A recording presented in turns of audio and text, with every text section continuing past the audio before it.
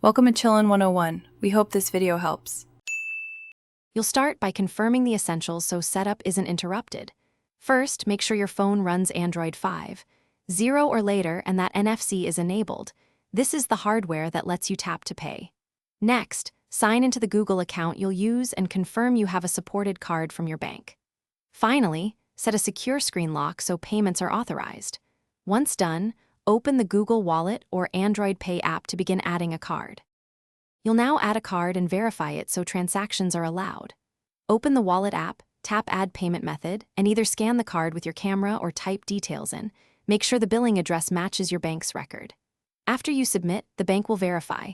This often uses an SMS code, email link, or a temporary $0 or small charge with a code. Enter that verification code in the app.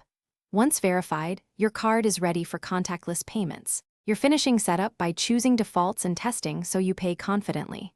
Set your preferred card as the default in Wallet, then test a terminal with a small purchase or use the app's test option.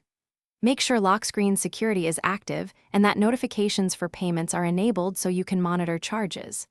If something fails, first toggle NFC and restart the phone, update Google Play services, and re-add the card. If problems persist, contact your bank.